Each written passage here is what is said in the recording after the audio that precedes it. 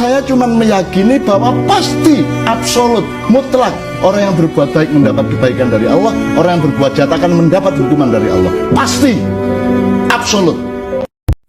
Kepada kalian yang pernah dikriminalisasi, yang dijadikan kambing hitam demi melindungi kepentingan orang-orang yang berkuasa, saya ingin bilang, kalian tidak sendiri. Saya tahu rasanya ketika hukum tak lagi berpihak pada keadilan, tapi pada kekuasaan dan pesanan. Saya tahu rasanya ketika laporan polisi direkayasa, ketika dakwaan jaksa dibuat tanpa nurani, ketika keputusan hakim tak lagi berpijak pada fakta, tapi pada siapa yang paling kuat menekan dan membayar. Saya tahu karena saya pernah mengalaminya. Tapi saya ingin sampaikan satu hal penting. Kejahatan tak akan pernah benar-benar menang.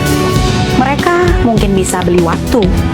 Mereka mungkin bisa bayar pengacara, hakim, jaksa, polisi, bahkan citra. Tapi mereka tak bisa menyuap Allah, dan mereka tidak bisa menghentikan sejarah. Dulu saya pun diseret, difitnah, dizalimi, dihakimi. Padahal saya tidak bersalah. Bukti tidak ada. Fakta dipelintir. Tapi hari ini saya masih berdiri, masih bisa bicara, dan justru saya makin kuat karena saya percaya tidak ada satupun kezaliman yang abadi.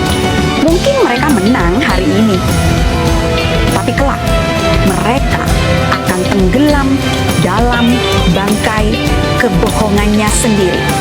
Jadi, untuk kamu yang sedang menghadapi tekanan, fitnah, rekayasa hukum, atau dijadikan alat untuk menutupi kebenaran, tetaplah bertahan. Tetap gunakan cara yang benar.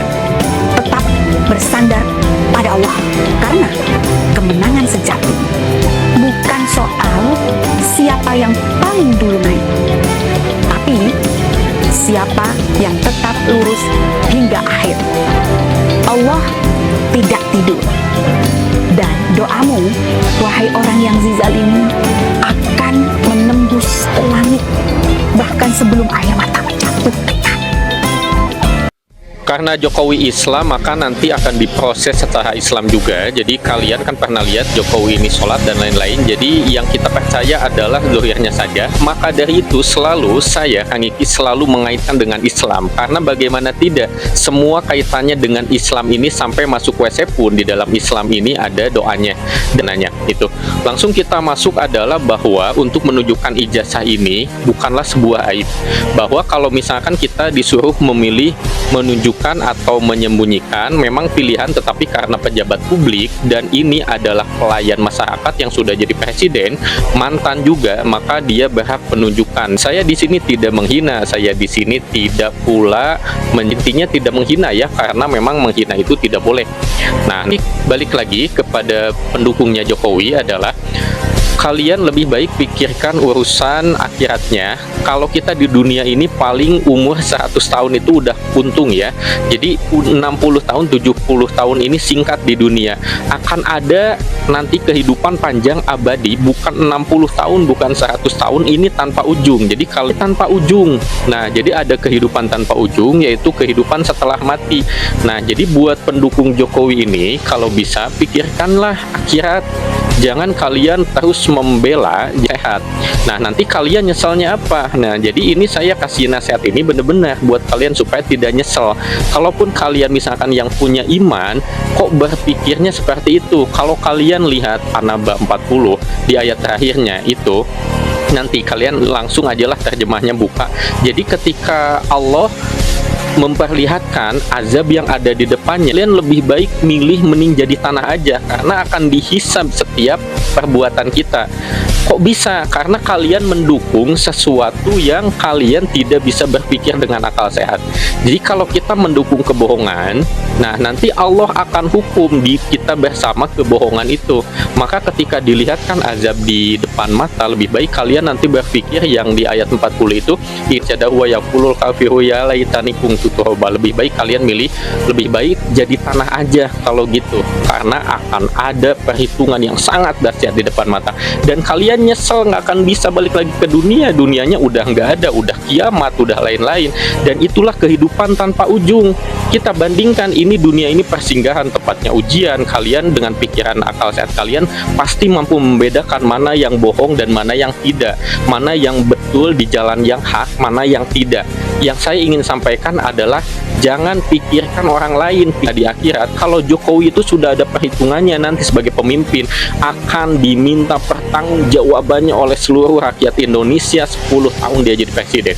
Kalian kan tidak mau di barisan itu, makanya kalau nanti Allah menghukum, nah ini takutnya ya. Jadi takutnya lebih baik kalian pikirkan kalian sendiri bagaimana nasib kalian. Jangan terus menjadi pembela yang memutus pikiran kita. Jadi pikirkan dengan akal sehat. Al-Quran seringkali menyebutkan ya ulul albab, coba gunakan akal sehat kalian, coba gunakan akal sehat kalian, kayak gitu. Nah itu dia, kalau kita manusia dikasih akal, jadi mudah-mudahan ngeh ya. Jadi ini kenapa begitu membahas nasihatnya, karena sayang akhirat kalian nanti dipertaruhkan loh. Kalau saya tidak akan membela siapa-siapa, selama pemimpin itu betul, saya bela. Selama salah, maka kita betulkan. Karena di dalam Islam itu pemimpin yang salah itu wajib dibetulkan. Jangan terus dibela. Itu aja mungkin dari Kang Iki. Jadi selebihnya mohon maaf, silahkan kalian kalau bisa jangan menghina, sayang nanti pahalanya. Itu aja, wassalam. Dinasti politik itu kalau kita menunjuk keluarga kita untuk menjabat. Misalnya, saya menunjuk anak saya jadi menteri. Iya, tentu saja. Dan saya sudah sampaikan, saya tidak akan kampanye untuk anak saya. Presiden itu boleh kampanye. Presiden itu boleh hitungan terakhir 95, tapi nanti kalau sudah prediksi masa tentu saja ada rekalkulasi lagi. Tetapi yang kita juga sekarang bingung, kesana sudah kira-kira lebih dari 6.000. Dan pada kapasitas setelah uji emisi, setelah nanti sertifikat uji tipe ini kami pegang, perkiraan saya bisa 3 sampai 4 kali lipat yang pesan. Padahal kemampuannya baru 200-300. Kira-kira 200 sampai 300. Jadi kalau Mas Tommy mau pesan sekarang, minggunya 3 tahun. Terus itu sangat istimewanya mobil ini. Kalau pemimpin berbohong, maka pengikutnya yang percaya pun terkena siksa.